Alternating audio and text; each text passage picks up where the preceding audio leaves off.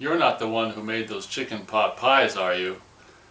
Hello, huge movie fanatic Nate, stopping on by, coming at you for a random review of a random sci-fi schlock piece of crap movie, alien ripoff from the 80s by the name of Star Crystal. This is a title. This cover actually is something that was pretty much featured. I pretty much saw in every video store, and I think the VHS was released by Vestron Video, possibly, or New World. I don't know. I think it's like a New World picture. Maybe it's New World Home Video, maybe. But subsequently, I don't know why I got this, but Anchor Bay put out the DVD in 2003. And I actually did get, this isn't the same cover that was featured on the DVD, but I actually did get the DVD, and it's a widescreen 185 anamorphic presentation of Star Crystal, and I just recently rewatched this recently, and it's just like, why did I buy this? And probably every time I watch it, which is like once every 7 years or so, I probably always ask myself, why did I buy this? And it should be said that I did a little research, and I was just amazed to see that it is in fact on Blu-ray from Kino Lorber.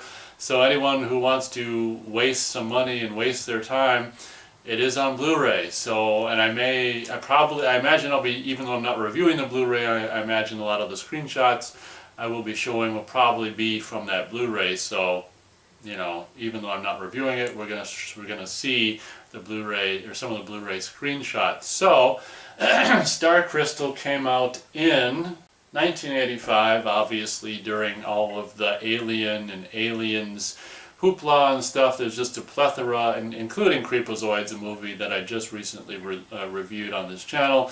Creepozoids and Star Crystal and Creature. And Creature's actually a movie that I should review as well. A movie that actually is along the same lines as this, but I find that much more enjoyable than this one. This one almost seems like it was just made by kindergartners. It's just like, oh my gosh. So the basic premise of this is these two guys on Mars are doing this expedition. They come across, they've got like what looks like just a frickin', those guys at the beach who got the metal detector. They're just walking around the Martian landscape with this metal detector, and they come across this thing, and they dig it up, and it's only like a half a foot under the ground, of course. Convenient. They dig this up, and it's like this alien egg, and they I don't know, they put it in a pouch and just turn around and head back. I don't know if that's what they were looking for or what, but the very beginning of this movie shows the Martian landscape and them finding this egg and claiming it for themselves, and I guess that's pretty much the end of the scene. And then, although I don't think we see it at this point in the movie, I think we see it later on. Some characters are watching the tape back or whatever. They also, I think after this event of finding this egg, they then go on to be the first two guys to play football on Mars, which is something that I can actually see the goddamn absolutely pathetic, stupid mass media, or the media, mainstream media doing, because there's this whole bullshit about going to Mars and all this kind of crap. But I can see them actually doing that in the news for real, like, oh my gosh, first people, Americans are the first people to play football on Mars, something that's just so completely just meaningless, like blurb of news, like, oh my gosh, and all the Americans will probably just be so proud, and their beer bellies, just slapping their beer bellies with their hands and shit. It's just like, oh my god. So that's a detail of this movie that every time I watch it is just like, oh fucking, what's worse, like being on Mars or football?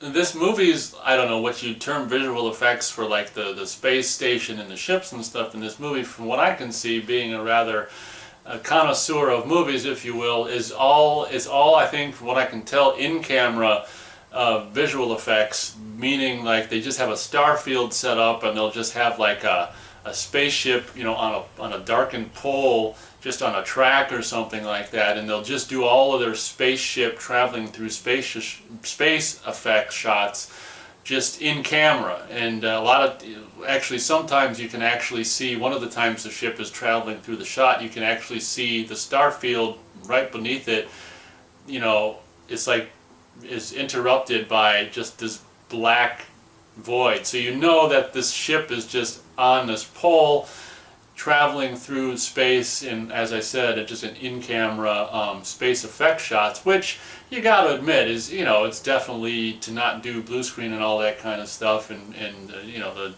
the layering, or you know, multiple images over another and stuff is going to be the easier and the cheaper route to take. But the shots of the ships are, and to be honest, let's face it, a lot of the stuff from Star Wars and Star Trek and some of the bigger budget movies where you have, you know, images of ships, basically matted, or however you say it, you know, transposed onto shots of Starfield and stuff.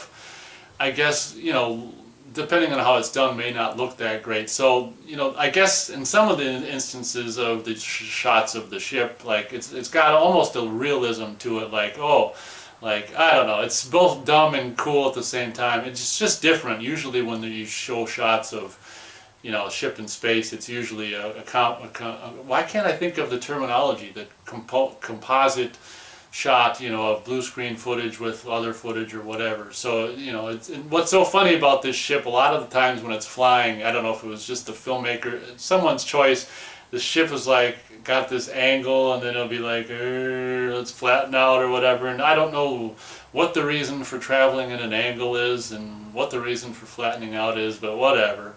What's so laughable about the production design of this movie is, like, they've got I think yeah, basically in the inside of the spaceship they've got this carpet. I don't know if we're supposed to know it's carpet. We've got this carpet, like, flooring that's clearly carpet, but it's like it's painted and it's made to look like metal grating.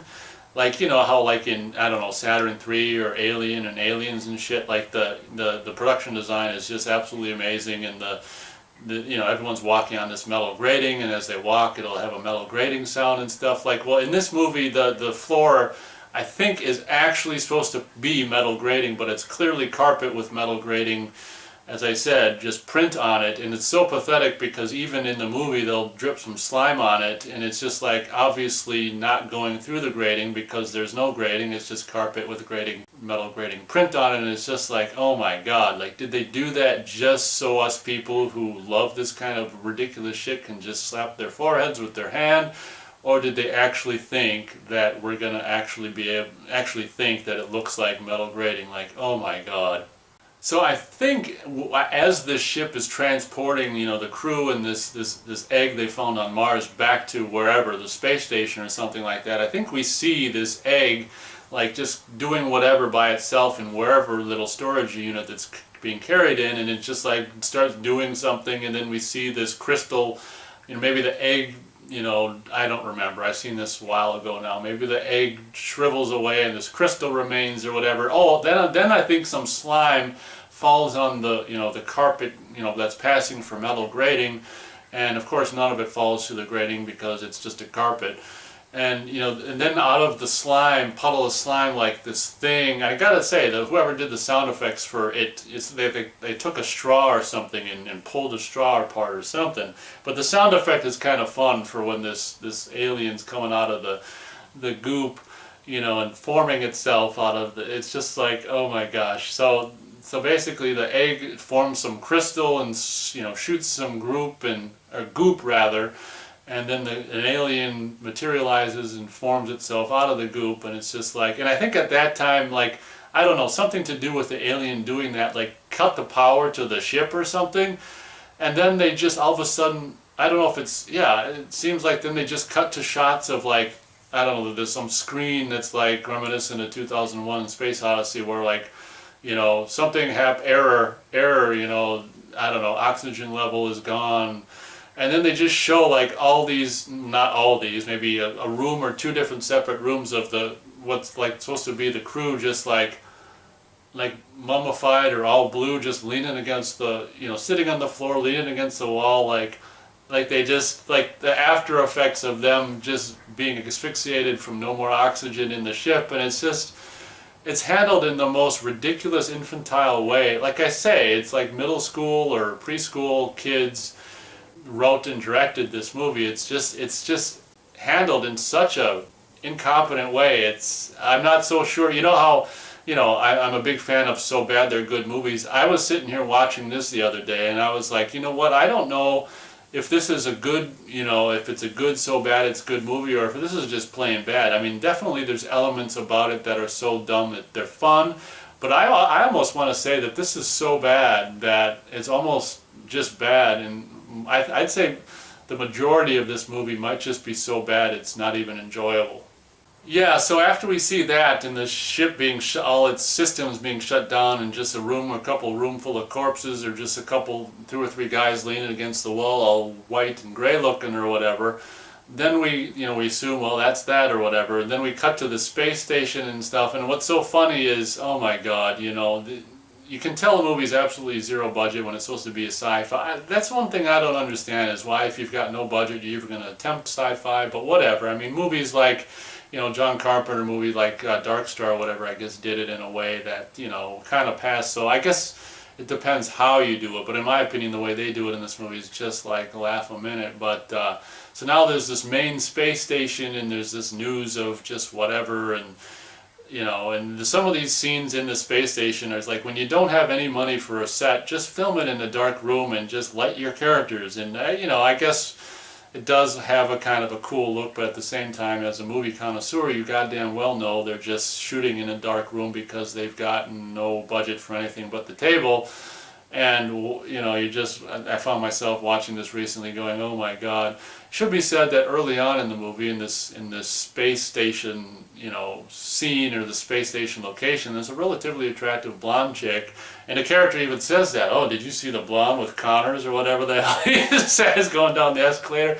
There's this relatively attractive hot chick who's just in this scene for a few minutes, or in the movie for just a little bit in the space station, and then we never see her again. I think she dies, because I think the space station ends up exploding after the main characters fly out of it in the exact same kind of ship that was featured in the beginning of the movie. Oh, it should also be said that there's this little inside joke thing for, like, when this ship, I think that ship that died, where everyone died in it, I think it made its way back, maybe just autopilot or tractor beam back to the space station. I don't remember, but when it's coming in and going to dock or whatever, these two doors open up, and there's like these outline of on each door, like a Millennium Falcon, just like made of, like, making up a part of the inside of the the space door, and you just, like, on each side there's a Millennium Falcon, and it's just like, oh my god, like, give me a frickin' break. It's just, oh jeez. So I think I'm starting to kind of remember a little bit.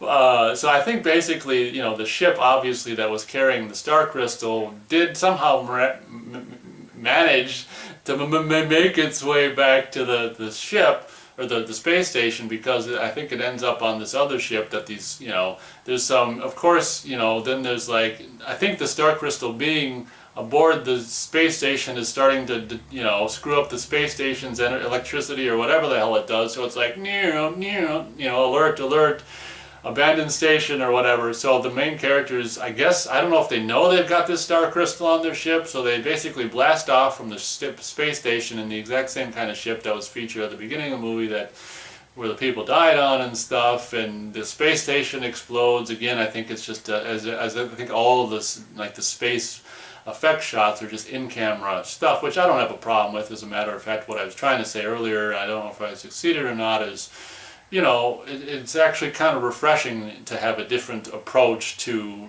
space visual effect shots, and, so I'm not giving them, crap for the way of doing space visual effect shots. I'm just saying what, the way they do them in this movie. But that's why the hot blonde isn't featured in the rest of the movie. Of course, she could have just easily been one of the main characters who got off with the, in the ship or whatever, that escaped, but whatever. The hot blonde is just in the movie for a bit and not the whole thing, so that's a bummer. Figures that instead of the hot blonde surviving, one of these main characters, I think that survives, that is the first one to be killed by the alien, I think, on this ship after it escapes the explosion of the space station, is this really just fugly looking, just, I don't know, she could be like a lesbo kind of a character, and perhaps was in real life, and, not knocking lesbos, but being a heterosexual male, I'm more, I don't know, I just generally like non-lesbos in appearance more than lesbos. And this woman not only just has this kind of off-putting appearance, but the character that she plays is equally off-putting, and she's like, I don't know, like the lesbo, Scotty. I think she's like a frickin', I don't know, fixer-upper chick. But I will say that as pathetic as this movie is on the whole, the kind of effects of, the alien kills are kind of fun. Like this woman dies by just all these tentacles just kind of slithering across the ground and, wrapping around her legs and maybe wrapping around her whatever. And I don't know. I remember, I've got notes here, and I put on the notes that the first kill is kind of cool, and unfortunately I don't think I wrote down how she died, but something to do with tentacles wrapping around her feet and just whatever. So that's how that goes. But I'd say that this movie's strong points are, I guess the dumbass kills, the alien kills from tentacles and stuff. And as I said, the more I think about it, the in-camera space shots are kind of fun in their own way.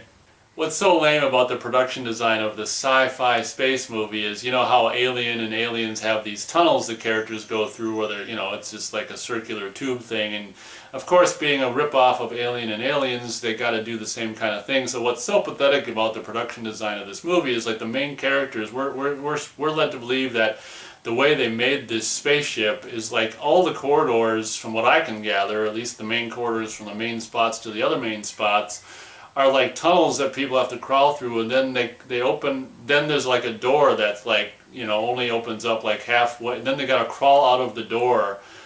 And it's just like, I think there's actually some normal doors in the ship too, but I guess it's just their way of trying to really capitalize on that ripping off of Alien and Aliens thing of having scenes where people are crawling through tunnels, but geez, you get sick of seeing these people crawl through tunnels. I bet if you added up the total amount of crawling through tunnels footage in this movie, it's probably 15 minutes or more of basically people crawling through tunnels. It's just like, it's so ridiculous because you'll see them crawl through a tunnel, then they'll, crawl through the door and stand up and press the button so the door hatch shuts, and it's just like, I don't understand, it's like, you've got preschool kids designing the sets too. Like, what is going on with this production? So basically, I think this is after that first woman character, the lesbo, maintenance woman dies. Like at some point, the captain and this other guy are like in the main command area, and they end up, I don't know, coming across these rations with alcohol, and they end up getting drunk while this other woman, and I gotta say, this other woman, there's two women, and like once the lesbo dies, there's two women left and two guys left, and I guess the two women really aren't that ugly, and the one, I think the main woman that survives with the captain or whatever is kind of, you can tell it's just they're a Ripley ripoff. Not that she's, I don't know, you can tell it's just they want her to be like the Ripley or whatever, not that she's all badass or whatever, but I guess that woman's kind of cute, I guess, or whatever. But it's like, I don't know why, so many movies, like they kill, like in Don't Go in the Woods, like there was that one girl who died at the beginning of it who was like hot, really hot. Like, why couldn't have she been like one of the main performers, It's just like, so, I don't know, maybe her acting, yeah, but everyone's, well, yeah, maybe the blonde's acting wasn't that good or whatever, but oh well, whatever. What was I saying? Oh, what I was saying was, during, when they're trying to, the female characters, I think, are trying, or at least one of them's trying to figure out, what the hell happened to this woman, why she killed. And in the meantime, the captain and the other guy in the command room are just drunk, and I'm just watching this movie going like, I mean, was this movie even written, or is it just like filming what's happening and they're actually just getting drunk on set and they're just rolling camera? I don't know what's going on.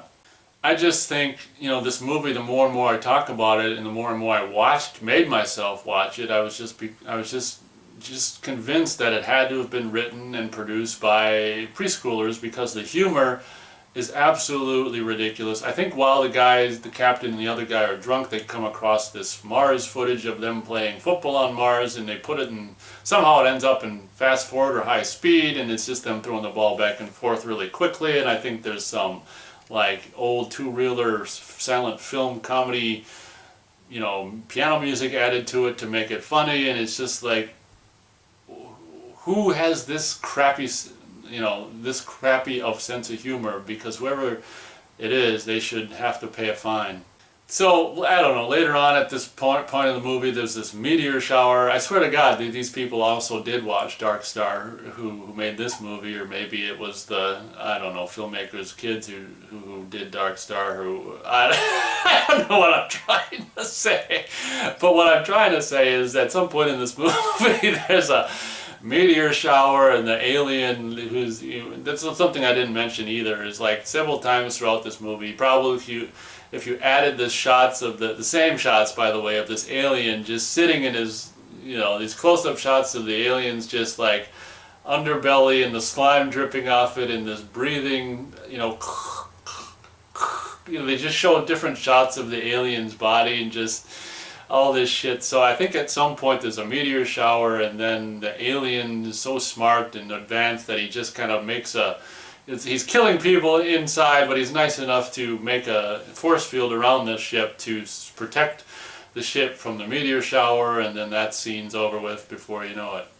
I have on my notes here that this movie is so slow, so I thought I'd just mention that since I took time to write it down.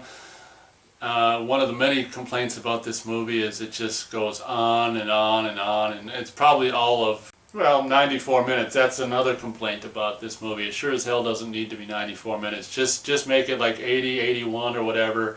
You can have 5-minute closing credits, I don't care. It's just way too long at 94 minutes. It does not need to be 94 minutes. It feels like at least twice the length that it is. Should be said that, the guy that was getting drunk with the captain earlier in the movie is a black guy, and he, of course, I think everyone, but I don't know. I can't remember if the woman and the captain survive or just the woman. I don't remember, but I'm pretty sure that if the woman and the captain survive, everyone else dies, and of course the black guy dies. And at least he doesn't die first, the lesbo dies first, but it's really funny because I don't think we necessarily see the black guy die, or maybe we see him just the beginning of his death or whatever, but in one of the many scenes of this probably captain or some character crawling through the corridors, it's so laughable, because when the first time I saw this, me and a buddy rented it back in the late 90s, I think, and in a scene that just makes you just like you have to rewind every time you see it, the captain or whoever comes across the dead body of this black character comes across none other than what can only be described as a black skeleton. Yes, it looks like the black guy's skeleton is also black, and it's just like, I don't know if it's supposed to be a shriveled up mummy and like his skin is still on the skeleton, or if they're actually, the preschoolers who made this movie actually thought that a black man's skeleton is also black. So that's like the first and last time I can remember actually seeing in a movie like a black character's skeleton and it is also black. So that's something worth noting to also add to the review. Then at some point later on in the movie, I can't remember in what context it is, but I have it on my notes here that alien reads Bible verses, WTF. So that's pretty much, having seen this, it's been quite a while now since I watched this recently. That's pretty much all I can remember. Not that I even remembered it, it's here on my notes. But I remember that, there's a couple Bible verses that the alien read, and it's just so ridiculous that, something from another planet would give any fucking rat's ass about, any planet's frickin' hocus pocus, religion, or would pick like the most popular one in, of origin in the country that this movie came out or was made and came out in. And it's just like, oh my God, I mean, just once again, let's give these preschoolers money to make a movie. Oh yeah. I don't know. Okay.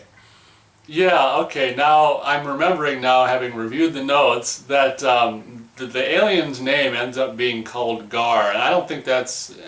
so Gar, he ends up making... What's really funny is I think he kills all of the characters except the captain and this main Ripley character, and then I can't remember, what happens. At some point they actually end up meeting, and they actually end up having a conversation with, the alien come to be called Gar, and this alien confesses like, oh, I didn't mean to kill people. I was just, doing my natural instinct of survival.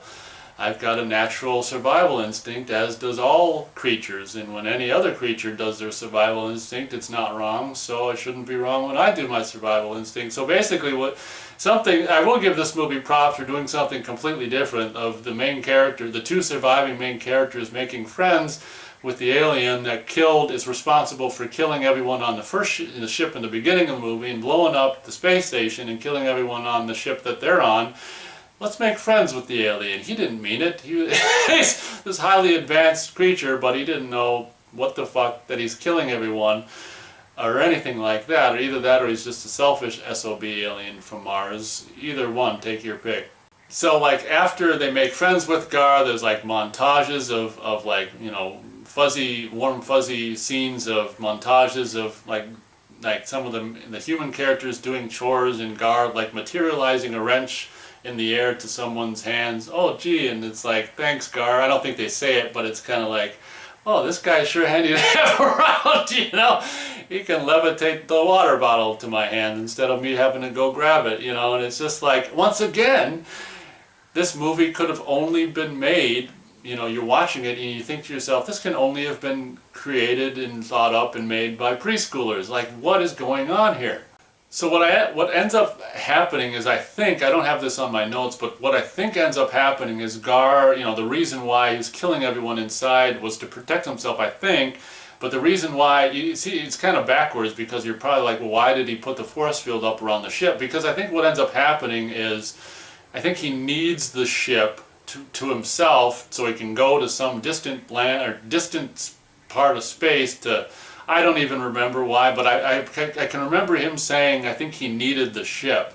So I don't know if they gave him the ship. I don't remember how this movie ends. I didn't put it in my notes, so I have no idea how it ends. But I can remember I think he needed the ship. So I would imagine that maybe he let the surviving, you know, the captain and the Ripley chick off at another space station and just flies away happily ever after with his ship onto his mission. I can't remember the ending. To be honest, the one thing about this movie in closing that I think is actually, as dumb as it is dumb, it's actually kind of different and unique in the fact that, you know, this innocent alien killer, and it does have a point, and I do kind of like the aspect of like, oh, you know, my intentions weren't mean. I was simply, you know, defending myself, or, you know, I was afraid and I was doing self-preservation or whatever. As laughable and kind of as stupid as that is, I kind of also think it's cool. And I put this down on my notes here, that I think it's a much better idea to remake bad movies than it is to remake good classic movies. So I actually could see, you know, a remake, this idea of this alien that's killing everyone, who at the end of the movie we find out didn't mean to, and they make friends with this alien and shit. I kind of think that a remake of this, if it was redone and maybe done with a bigger budget and maybe better writers or whatever, might be kind of a cool idea. Instead of just the same old recycled evil alien, evil alien, evil alien thing, I kind of do like the fact that, you know, once all said and done and we make it through this whole piece of crap movie, the one thing I do like is the alien that did all this killing and massacring of hundreds of people but didn't mean it. And he's a nice alien at the end of the day. And that's just kind of endearing and kind of fun and kind of, let's face it, stupid as well. But that's pretty much the only thing I like about this movie. I'm going to go as high as 1/2 of a star out of 4 stars, basically for that one detail. It's almost, you know, it's a movie that's very, very, very tedious to get through. I found myself halfway through it going, oh my gosh, but I think I did do it all at once miraculously. It's not a movie I'd recommend at all to buy, or, you know, maybe it's on YouTube for free. And I think the music is kind of goofy. I mean, again, it has its own charm because it's mid-80s and low-budget sci-fi and stuff. It has its, you know, goofy characters and goofy, you know, in-camera space shots and stuff. It's got things going for it, but on the, you know, and on the whole, it's just bad. And as I said in closing, I don't know if this is one of these movies that's so bad it's good, or just plain so bad it's bad. If you've seen it, feel free to let me know what you think in the comments. I've probably talked way, way too long about Star Crystal, but what the hell, it's a nice day and whatever. So thank you very much for watching this review, and as always, we'll catch you on the next one.